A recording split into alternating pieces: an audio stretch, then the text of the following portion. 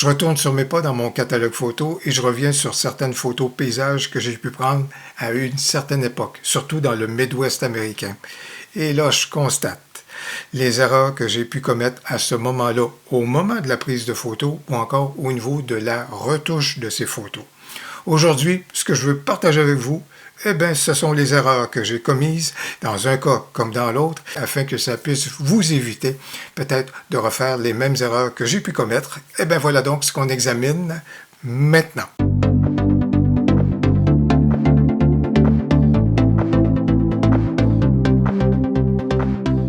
Bonjour, mon nom est Louis Lavoie, je suis l'auteur du blog et de la chaîne fairedelabellephoto.com. C'est une chaîne qui s'applique à partager avec vous des trucs, des conseils, des astuces, de même que des découvertes afin que vous puissiez progresser dans le domaine de la photo.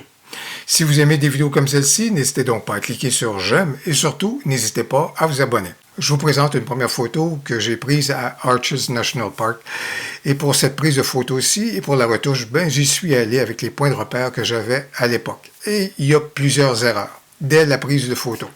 La première chose, j'aimais bien la scène, j'aimais bien le massif rocheux qui est très impressionnant, beaucoup d'envergure, et puis j'aimais également le fait, et j'avais compris qu'il fallait que je mette un premier plan à ce moment-là dans le contexte de ma photo, pour qu'on puisse avoir une certaine idée de la perspective et de la dimension. Alors voilà donc le cadrage que j'ai fait. Mais j'ai fait plusieurs erreurs au moment de la prise de photo. La première, l'heure à laquelle j'ai pris la photo, vous le voyez, l'éclairage est très direct, il est là, il n'y a pas beaucoup d'ombre à ce moment-là au niveau de la chose. Je vous dirais que l'éclairage n'est certainement pas le plus flatteur. Erreur numéro 1. Erreur numéro 2. Malheureusement, à ce moment-là, je suis tombé en amour avec mon objectif grand angle. Et surtout, lorsque j'ai fait beaucoup de photos paysages dans le Midwest américain, j'en ai fait plusieurs avec mon grand angle parce que j'aimais bien ce qu'il me donnait. Ça semblait être bien dramatique lorsque je prenais mes photos avec mon grand angle. Erreur, parce que lorsque je regarde les photos et que je me souviens bien de la taille du massif rocheux, malheureusement, le grand angle a aplati ce dernier. Il est loin d'avoir l'envergure qu'il a en réalité sur le terrain. Alors, j'ai bien voulu avoir le grand angle pour obtenir un premier plan et un arrière-plan, mais ça vient compresser le massif rocheux en arrière-plan et ça, c'est dommage. C'était mon erreur numéro 2. Erreur numéro 3. Oui, bien sûr, lorsque l'éclairage est sévère, on a besoin à ce moment-là d'un filtre polarisant. C'est la règle d'or. On a besoin d'un filtre polarisant. Mais là, lorsqu'on a de la polarisation à ce point, comme je l'ai appliqué au moment de la prise de photo, regardez, c'est absolument, c'est trop dramatique, c'est trop prononcé, c'est trop accentué. Bref, vraiment, là, à ce moment-ci, la polarisation, là, oui, d'accord, ça apporte des éléments, mais comme je vous dis, c'est beaucoup trop prononcé. Erreur numéro 4 au niveau de ma photo, c'est les réglages et la retouche au niveau global que j'ai pu apporter. Vous le constatez, la saturation, c'est comme si je craignais que la photo, déjà juste dans sa composition, dans ses éléments, avait pas assez de personnalité, si vous voulez. Allez, on y va à fond la caisse à ce moment-là, au niveau de la saturation, à ce moment-là, et au niveau de la vibrance, on apporte tout ça, et ça de façon non pas localisée, mais de façon générale. Et autre élément également, au niveau de la clarté. C'était la mode à l'époque, on apportait du micro-contraste, c'était la mode aussi un peu du HDR, c'est pour ça que notre œil était, si vous voulez, influencé par ce rendu-là. Alors, au niveau de la clarté, c'est appliqué, et c'est appliqué à l'ensemble de la photo. Alors que depuis plusieurs années, je prône davantage qu'on se tourne vers des masques beaucoup plus localisés et qu'on apporte des effets, en particulier au niveau du dodging and burning à ce moment-là, pour apporter des effets au niveau de la retouche de notre photo. Voici un bien meilleur résultat et un résultat qui me plaît beaucoup plus. Pourquoi? Pour plusieurs raisons. Le premier outil que j'ai fait intervenir à ce moment-là, ça a été la patience. J'ai attendu une quinzaine de minutes, le soleil s'est voilé et voici à ce moment-là ce qu'était la scène photo. Surtout à ce moment-là, l'éclairage très direct, très cru s'est atténué et on obtient à ce moment-là des choses beaucoup plus intéressantes lors de la prise de vue. Deuxième outil, c'est l'expérience. Ça ne s'achète pas. Et aujourd'hui, j'ai retouché la photo avec les outils d'aujourd'hui, mais aussi avec mon regard d'aujourd'hui. Et les outils qui sont intervenus dans un premier temps, ça a été un outil qu'on a dans ON1 qui nous permet de redimensionner des portions de notre photo. Alors, j'ai pu redonner du volume au massif rocheux à l'arrière-plan.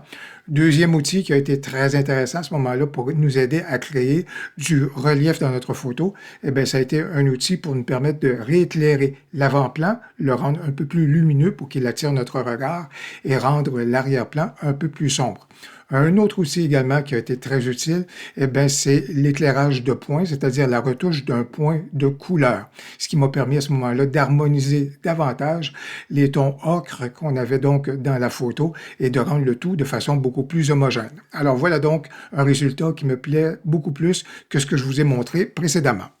Une deuxième photo qui est un peu dans le style de la première, c'est-à-dire, encore une fois, je me suis tourné vers un grand angle, encore une fois, c'est un massif rocheux qui est là, et j'ai voulu mettre un élément qui est au premier plan. J'aime bien la composition, et dans ce cas ici, puisque j'avais plusieurs pas de recul par rapport à mon premier plan, le massif rocheux a quand même gardé une certaine taille à ce moment-là, qui lui rend justice. Mais je vous dirais, encore ici, au niveau de la retouche, c'est comme si je craignais que la photo en soi et que la composition n'était pas suffisante pour retenir l'attention des gens, conférer une certaine émotion à la photo. Alors, à ce moment-là, j'ai appuyé sur le champignon au niveau de la saturation. Comme vous pouvez le constater, la clarté, encore une fois, ça devient quelque chose qui est beaucoup trop criard. Vraiment, là, il y a quelque chose qui est trop prononcé, là. Si je voulais revenir sur mes pas au niveau de la retouche et atténuer particulièrement les différences de coloris qu'on a au niveau du massif rocheux qui sont très prononcées, eh bien, je pourrais me tourner vers un outil qu'on retrouve dans ON1, mais également dans Lightroom, et c'est la couleur du point.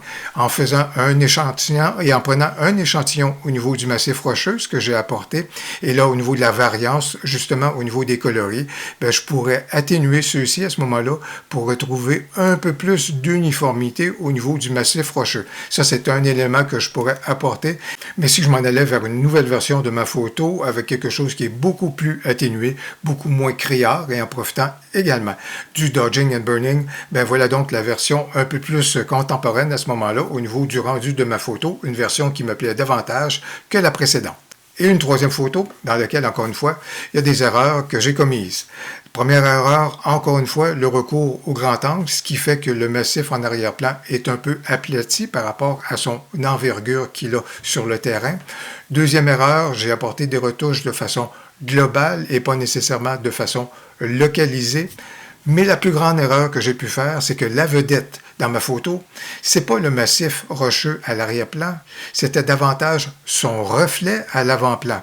Et malheureusement, vous le constatez comme c'est là, dans la retouche que j'ai apportée, il n'y a à peu près aucun effort qui est fait pour attirer votre regard et votre attention vers le reflet en question. C'est vraiment une erreur qui est impardonnable et je vous dirais que dans ce cas ici, c'est ce que j'appelle souvent dans mes jugements photos, qu'on s'est arrêté à mi-parcours parce qu'il y avait encore du travail que j'aurais pu apporter au niveau de la retouche de ma photo à l'époque et je me suis arrêté à mi-parcours. Aujourd'hui, avec le fait que je suis revenu sur mes pas et que j'ai retouché ma photo, eh bien, voici le rendu qui me plaît davantage au niveau de la photo en question. Alors, vous voyez que ce qui a été apporté au niveau de l'arrière-plan et du massif, j'ai profité de l'outil dans ON1 pour redonner un peu plus d'envergure au massif rocheux, mais surtout, en ayant recours au dodging and burning, à ce moment-là, j'ai noirci certaines zones de ma photo pour créer davantage de relief dans celle-ci. Donc, tantôt sur le massif rocheux, tantôt particulièrement juste en avant du massif rocheux, tantôt sur la roche qui est donc là davantage au niveau du premier plan, mais j'ai surtout apporté beaucoup plus de lueur et de lumière, donc au reflet dans l'eau, pour attirer davantage votre regard vers le reflet en question. Voilà donc un rendu plus contemporain qui me plaît au niveau de ma photo. Eh bien, j'espère que vous avez apprécié ce partage des erreurs que j'ai pu commettre au niveau de la captation de photos, au niveau de la retouche photo, afin que vous puissiez éviter les mêmes erreurs. Si vous avez aimé la vidéo, n'hésitez donc pas à cliquer sur j'aime et surtout dans les commentaires, faites-nous part de ce que vous croyez être des erreurs qu'on doit éviter de faire au niveau de la photo paysage. On a bien hâte de vous lire. Au plaisir, à la prochaine.